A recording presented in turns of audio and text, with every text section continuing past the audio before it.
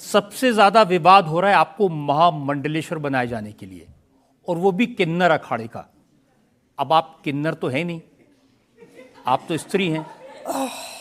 हमारी जो महामंडलेश्वर डॉक्टर आचार्य लक्ष्मी नारायण त्रिपाठी जी है, जो आचार्य हैं, मेरी इच्छा ही नहीं थी कि मैं किसी प्रकार के किसी पदवी से बन जाऊं। मैं प्रचंड चंडिके के आद्य स्वरूप हूँ, और 2 दिन से ऐसे ही आपकी तरह लोग हास्य विनोद कर रहे थे। उधर के जो जगत गुरु हैं, उनके नाम नहीं लूँगी मैं नहीं चाहती मेरे विवाद के साथ उनका जुड़ जाए। वही आपकी तरह ऐसे ही हास्य विनोद कर रहे थे। और ये जो स्नान हुआ, जिसके लिए मैं एक्चुअली आई थी,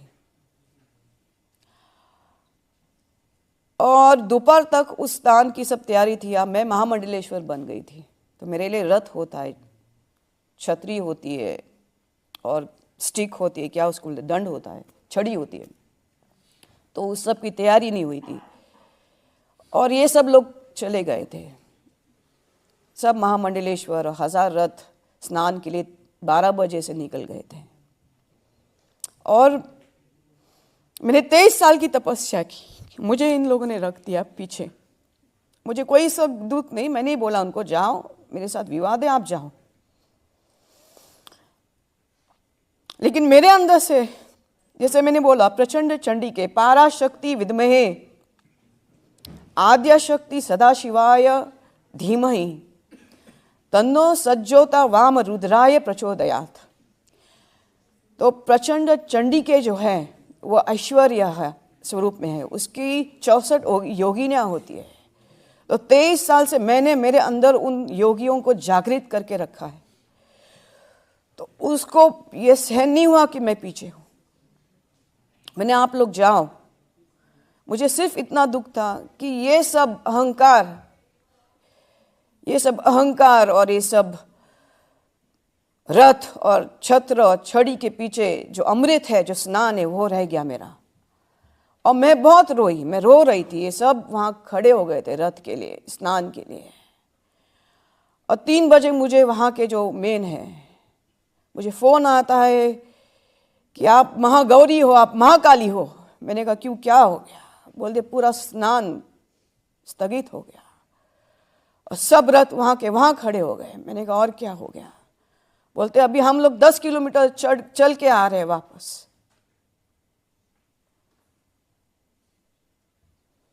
तो मैंने कहा मैं महाकाली हूँ, जिस स्नान में आप डुबकी मार रहे हो वो मैं ही हूँ।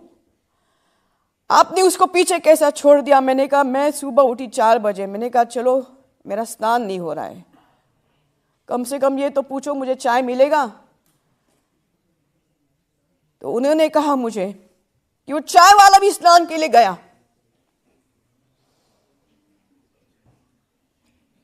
तो प्रचंड चंडिका और भड़क गई, समझ में लाशें गिर पड़ी थी वहां पे। ये मैं नहीं चाहती थी,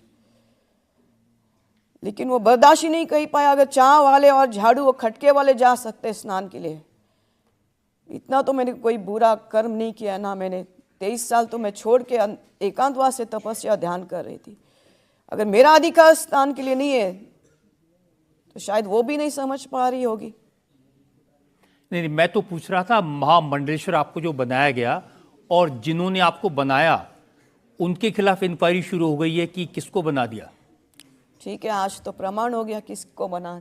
मैंने तो पहले ही बोल दिया था जिस दिन मेरा अभिषेक हुआ कि मुझे शास्त्रार्थ के लिए बुलाइए प्लीज, लेकिन मुझे कोई शास्त्रार्थ के लिए बुलाना ही नहीं चाहता है।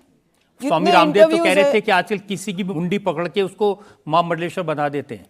अभी मैं क्या बोलूँ रामदेव बाबा को? उनको महाकाल और महाकाली का डर होना चाहिए, बस। मैं उनको उनके ऊपर छोड़ दूंगी, मेरा कोई करता नहीं है, वही भड़क जाती है। और बाबा बागेश्वर, उनके साथ तो हनुमान जी हैं। देखिए बागेश्वर, बाबा ने कहा कि महामंडलेश्वर बनने के लिए तपस्या चाहिए होती है 50-50 साल की। उन्होंने कहा मैं ही अभी तक नहीं बन पाया, ये कैसे बन गई? वो क्या है, वो नैपी धीरेन्द्र शास्त्री है। जितनी उनकी आयु है 25 साल, उतनी मैंने तपस्या की है। और जिनको उन्होंने सिद्ध करके रखा है वो है हनुमान जी, उनका मुझे ये 23 साल की तपस्या में 2 बार प्रत्यक्ष स्वरूप में मेरे साथ उनका रहना हो गया। मैं तो उनके गुरु जो है रामभद्राचार्य जो है, मैं सिर्फ उनको, धीरेन्द्र शास्त्री को एक चीज़ कहना चाहती हूँ कि अपने गुरु, उनके पास दिव्य दृष्टि है, उनको पूछिए कि मैं कौन हूँ और चुपचाप बैठ जाए।